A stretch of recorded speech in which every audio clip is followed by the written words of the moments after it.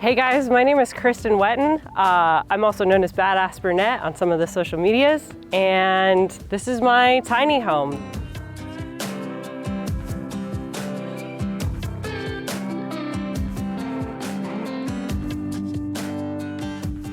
To start the tour, why don't we deploy the awning, give us some shade to work with and be under. This is an OVS, Overland Vehicle Systems, 270-degree awning. This is a giant batwing awning that will cover the back, which is, where I like to cook and be outside, but it will also cover to the front to the doors so that I can access my fridge and kind of just have a nice, dry, shaded place to work with. So why I went with this awning is because I can deploy it and put it away by myself. Obviously, as a solo traveler, you have to think of these things and keep them in mind. If I had an awning I couldn't put away by myself, that wouldn't do much good. A question that does come up is, how often do I deploy it? Is it worth the weight having on a truck, right? So on a smaller platform, you have to think about the weight that you're adding and whether it's justified, right? Are you gonna keep using it? Is it worth having on your truck? And for the ease of setting it up, I love having it because there's nothing more important than, I think, some good shade. And especially when you're in the Southwest desert or anywhere that there's no shade and all you want to do is get out of it, you're hot, you're miserable, just having some shade and some protection, I think is pretty key. So for me, the weight is justified, even if I don't use it maybe every single day. I love having it.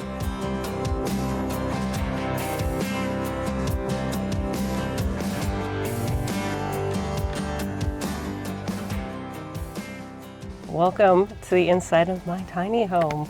So now we have the camper top popped open. It definitely provides more space.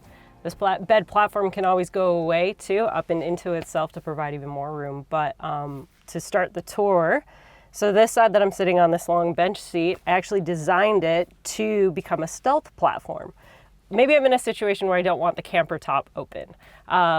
Then I can put this bench. This bench seat is two-fold, so it swings out to the middle. This section right here has its own platform, and then these cushions double as a mattress. So then I can sleep in the back of the truck and not have any worry of people, knowing that I'm there.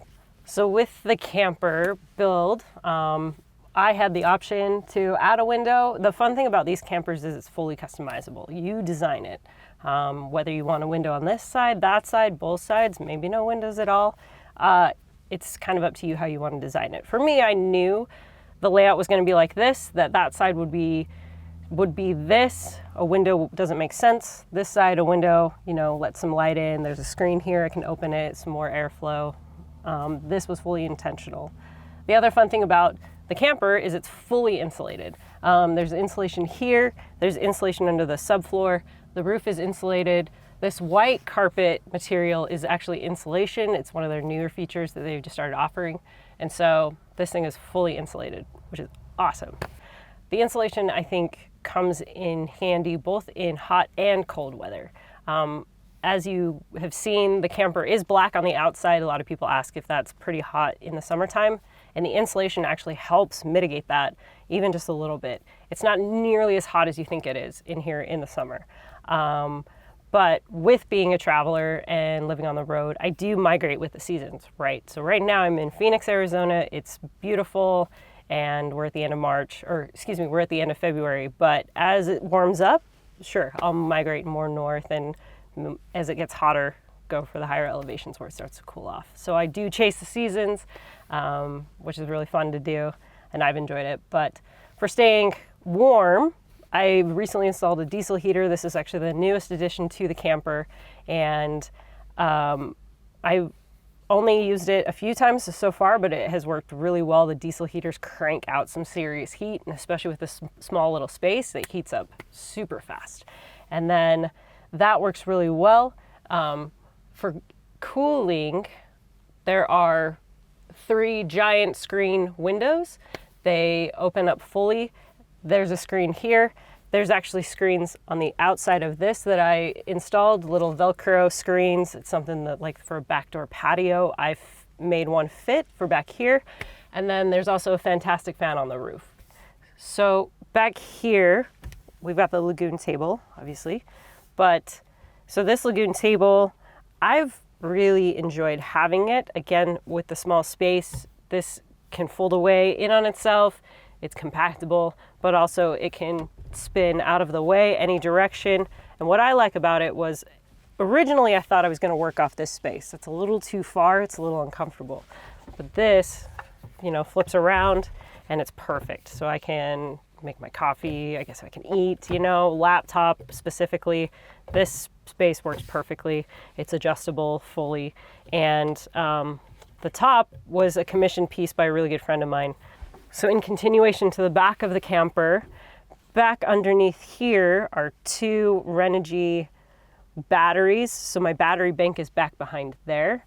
And then obviously you can tell that I've got a battery controller that kind of gives me some stats on the batteries, and then the 1200 watt inverter for charging electronics and whatever else you might want to charge. So the solar is coming off of the 200 watt panels on the roof. It feeds down. There's actually a solar controller behind here that you can't see, and then that feeds down to the 2 batteries that are back there. All the wiring that I did by myself. We're in good fortune that it hasn't burned down yet, so that is great. It means I think I did it all right, but it works. The batteries power exclusively everything in the camper, and then the fridge that's up in the cab of the truck.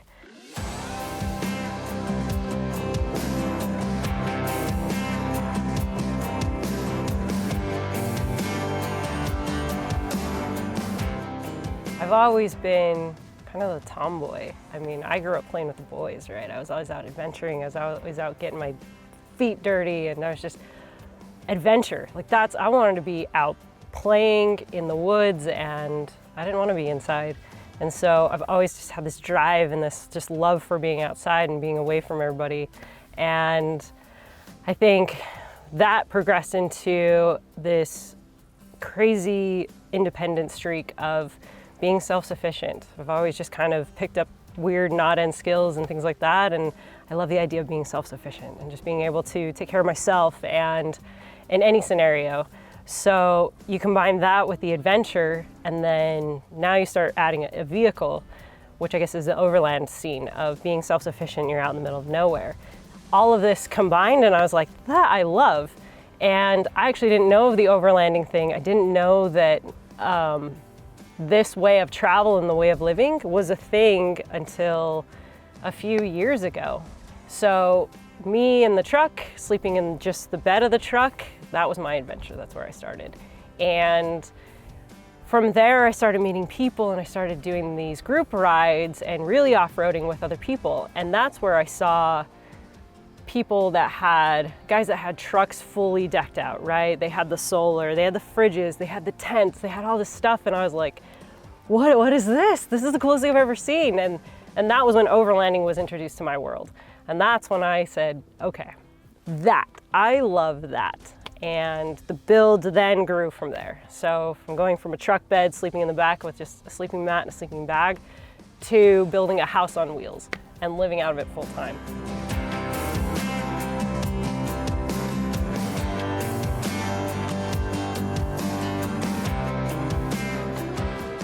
All right, so now we're on the passenger side of the truck. And on this side, I'd set it up kind of to be more of the storage, the real storage for me. So kind of a closet, I guess, or dresser, and not vanity, but a storage for my toiletries and things like that, and my shoes and stuff like that. So behind this section, I've got some of my coats, some hoodies, things like that. It's kind of like some storage for things that I don't need maybe every day, but easy access, that they're back behind there. And then I've got my 4 bags. They're happily labeled, kind of nice and easy grab and go. And these are from Step 22 gear. They've worked really, really well. And below that is going to be, it's just pretty simple, but just a couple of totes for things like your toiletry items, maybe stuff for showering. There's a medicine cabinet down there if needs to be. And then below that, it's going to be my shoes. There's a wastebasket down there. And so everything's just kind of nice and organized, which is how I love it. I know where it is. I know where things are labeled, and it just keeps it nice and clean and easy. one question I do get asked is if I have a toilet, and I do. It's one of the, it's not a cassette, the briefcase style ones that pop open, and then it's got a little bag that attaches to it and has the powder in the bottom of it. So that is stored in there. I've only used it a few times. For me, I'm kind of in the rugged mentality that I'm usually way the far away from everybody else. So I'll grab a shovel and head for the woods. I have no problems doing that. But there have been some mornings, or there are some times where you're near a lot of neighbors, maybe you don't have that option. And so I can set it up either privately outside, or I can set it up inside the camper. So that's a tour of the downstairs. This is kind of the living area and the social hangout. But bedroom's upstairs, so come on up and I'll show you what's up there.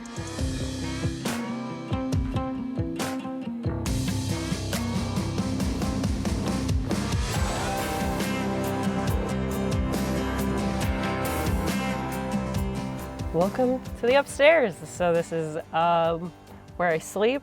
This is about a twin size, give or take. 2 people can sleep here, or two full adults can sleep up top. And I've got about 5 inches of memory foam to sleep on, because when you're living on the road, you might as well be comfortable. And the bedding stays up here full time. I know for some rooftop tent scenarios, you have to pull all the bedding down, and if you have a big thick sleeping bag, but for me, the blankets work. Sometimes I'll pull out a heated blanket if it's super cold, but the blankets stay up here and they've worked really good for the last year or so. And then for the windows, like I mentioned earlier, there are 3 screen windows. The one behind, it's either a screen or it's covered. These ones have 3 layers. So there's a screen, there's a plastic covering, so if you don't want the breeze to come through, and then there's the covering if you want to black it out. I guess technically 4, because then I've got the insulation on right now. But when I want a nice breeze, or say that the night has a great temperature, I'll open all the windows, and it's just so beautiful to be able to look out. And when all the windows are open, it's just this wide view of wherever you're at, wherever I'm camping, and it doesn't get better than that.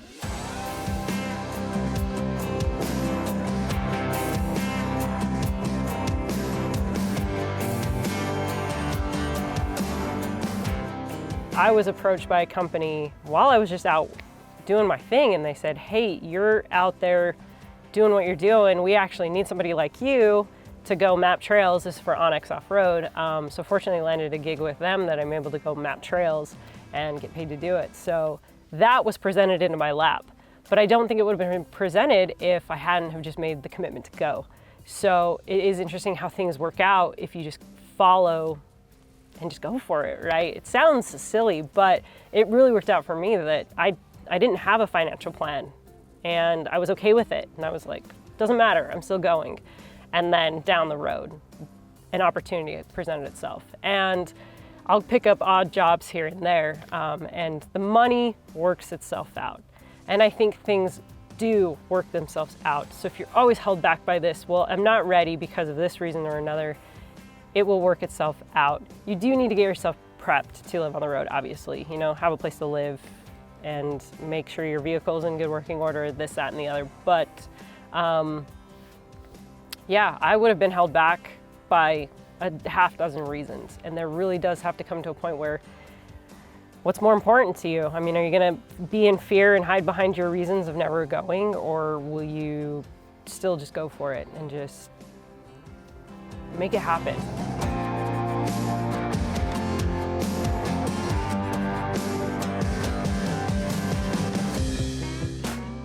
So this setup back here is a home-built setup, camper setup that was done in a driveway in 2 weeks in the February cold of northern Utah, and a friend and I just busted it out. It's completely 100% homemade.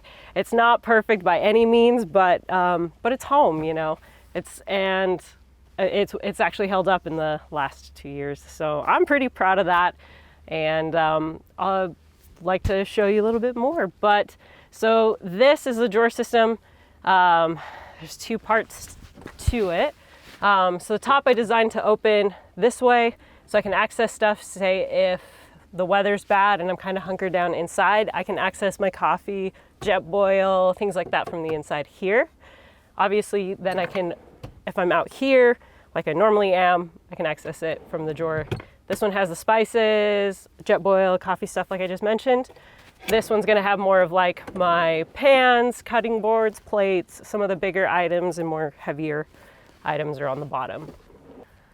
Now on the right side, or driver's side of the truck bed, this is the cabinet space. I built this to be able to pop out. It doesn't always quite stay, but this area becomes sort of my kitchen.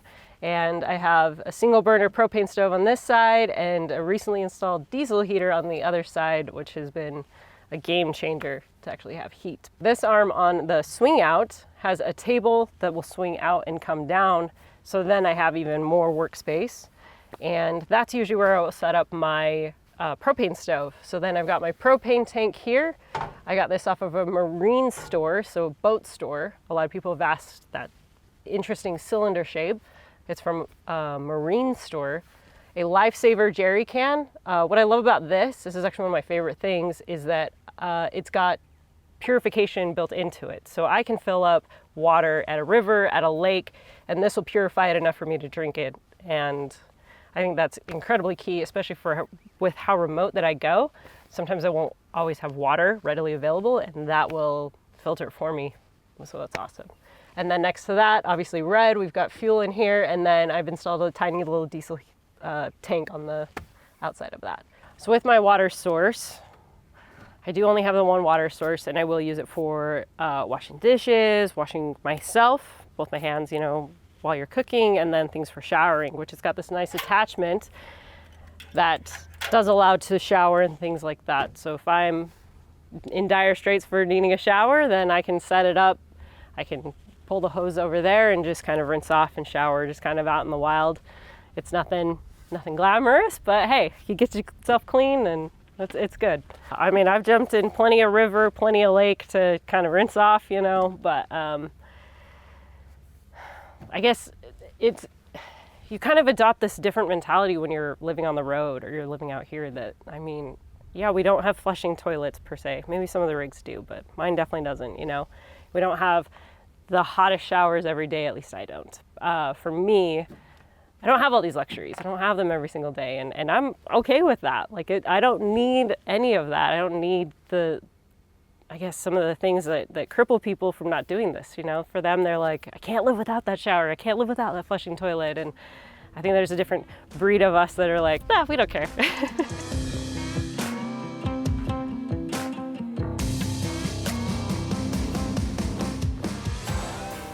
So last part with this area, if you look up, you get to see, this is kind of my travel journal. It's some of the places that I've been. It's not all inclusive. I'm missing a few things for sure, but this is my travels. This is everywhere that my truck has been or I have been, and everything from national parks to across the borders to Canada, Mexico, some of the breweries, some of my favorite breweries, you know, and this is my travel story, just a visual representation of the places that I've been, and it's fun. This is one of my favorite things to do, is get a patch and it's like, yeah, I was there, and other travelers will see it, and then you start talking stories and you're like, oh, that one time that I was, you know, at this national park and this, that, and the other, and it's just another way to connect with other people and to just share your story and your journeys.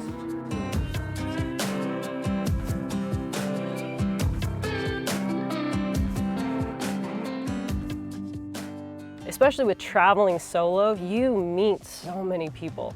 You meet travelers. You're camped up somewhere and you start talking to your neighbor, or you meet community online, especially that other people living on the road full time and other off-roaders and things like that. I mean, the community is massive online, and then you meet in person and you're like, you're just as cool in person. And you're never really alone, you know? Yeah, you might be alone here where you're camping or by yourself eating dinner, but I mean, people have your back and they want to be there for you and you want to meet up, which I do. So I do a healthy balance of both, where there are days when I just want my alone time and I'm camped on this beautiful lake alone in the serenity of nature. and I'm so at peace. To me, I love nothing more, and I'm content with my company. And then there's days when I just want to clink beers with a friend and like, let's talk about our travel stories. Where have you been? What have you been up to? And it's a healthy dose of both. But just my advice, if you want to travel solo, is just don't be held back. You know, it is uncomfortable at first. Yes, I had my fears and I was worried about this, that, and the other, but you kind of get used to it, and then you kind of realize, like, the more you do it, you're like, it's not so scary, it's not so scary, and you get your feet wet and you just are like, all right, I got this. Well, that's a wrap on my tiny home. Thank you so much for taking the tour with me and seeing it. If you have any questions, feel free to ask below. But my name is Cristin Wetton again, also known as Badass Brunette. You can find me on Instagram, Facebook, also on my own YouTube channel to follow along on the journeys that I'm pursuing myself. And a big special thank you to the companies who have made this build possible. It's definitely not a solo thing. I've had both help from companies and inspiration from other people, you know, Vagabond Campers, Snowmaster, Mountain Hatch, the list goes on and on. Hest Mattress, their mattresses are awesome for campers. And I mean, it's pretty endless, the thanks that I have to give for being here, because it wouldn't be possible without that help and inspiration. So the links to my personal accounts and to the businesses I mentioned will be in the description below. And that's a wrap. Thanks for watching.